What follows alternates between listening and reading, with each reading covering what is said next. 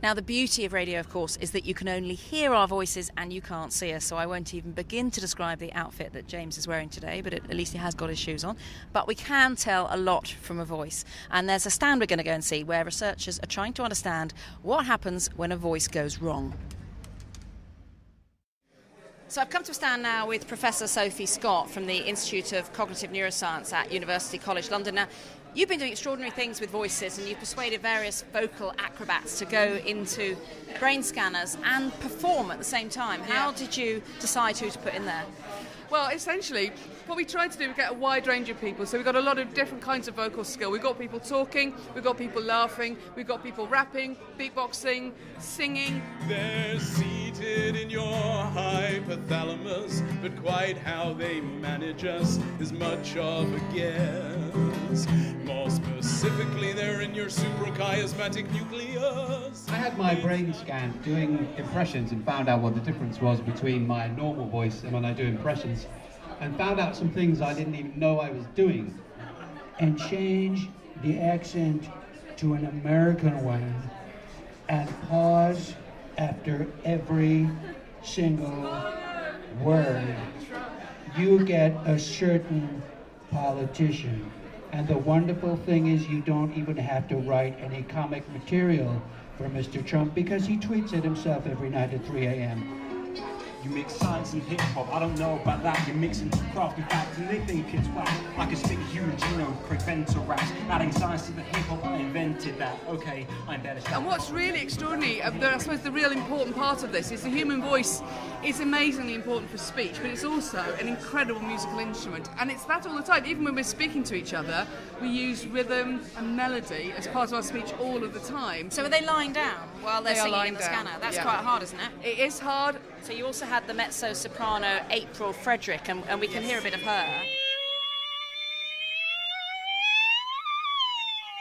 So they're doing very different things with their voices, presumably, a rapper and an opera singer. And would you see that reflected in the scan? You can see that in the scan. Bear in mind, the scan is just a video image of the movement of the articulator. So what you're not seeing is any kind of activation in the brain, so we can't speak to that. But what you can see is all the incredible movements of the articulators, the tongue and the jaw, the precision with which you're making movements to shape the sound you're making at your larynx. The videos of it are amazing, and we'll put links to those on our website, because you just can see so much going on that a lot of work actually is going into creating these different sounds. Much more work than you're aware of normally when you're speaking. You kind of have a sense of your jaw moving up and down and something happening at the front of your tongue, but actually all the way down to your rib cage you are doing things differently as soon as you start using your voice. So we can hear a bit now of the rapper Thermo Flynamics performing inside the scanner. I want to be the only guy to win a Nobel and a Grammy call that a tall order. I'm just seeing what I can be. The rapping is fast, it's fluid, it's extremely precise, but going very quickly and highly rhythmic. So your rapper Alex is here. Can we have a word with him? Yes, we can indeed. Alex? Hi, Alex. So you went in the scanner and performed. How hard was it to do that, lying down? The lying down bit wasn't the difficult bit. It was all the noises the MRI machine was making.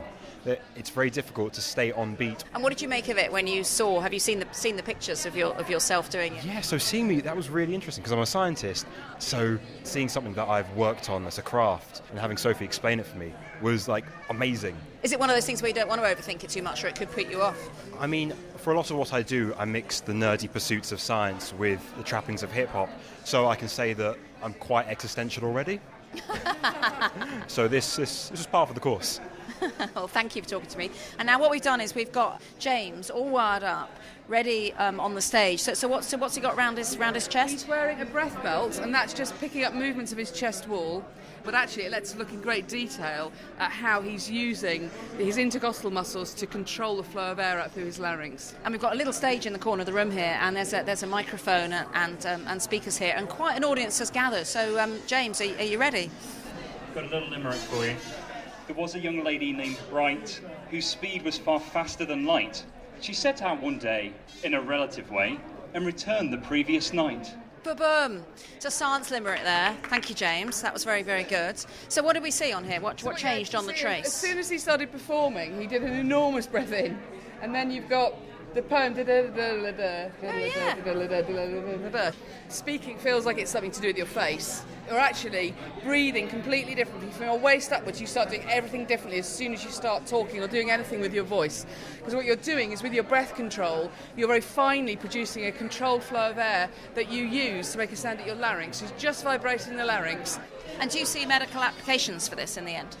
I'd like to take these dynamic MRI images and really use them to help speech and language therapists. So at the moment, largely in the dark, they might have a child who's having to deal with a cleft palate, and you don't really know what's going on at the back of the mouth of the child to make the closures that let them speak. And the speech and language therapists are having to work out by listening what's changed about someone's voice. We can use those techniques to actually tell people both what's happening, help them diagnose the problem, also how they can aim towards a plan for recovery, and also how they can be tracking that recovery.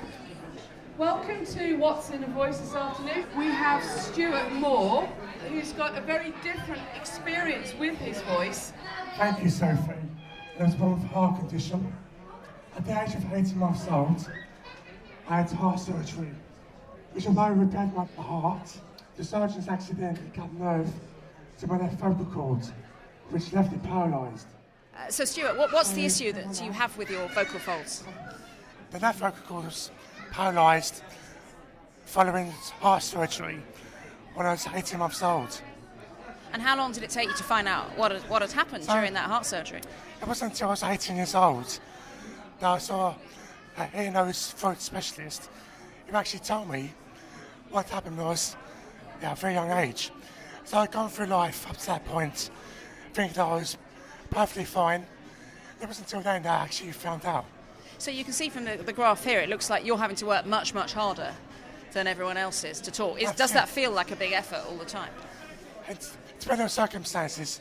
If I'm in a quiet room, it's easier, but when it's a bigger room or there's more noise, background noise going on, there's a bigger challenge for me. But I have tried to use my experiences for a better improvement for other people as well. Those are much bigger peaks and troughs, aren't they, than when James did it? So Stuart is having to work a great deal harder because his vocal folds don't completely meet together, because one of them doesn't move at all. He's having to work harder with each breath, and he's having to do many more breaths just to get the speech out.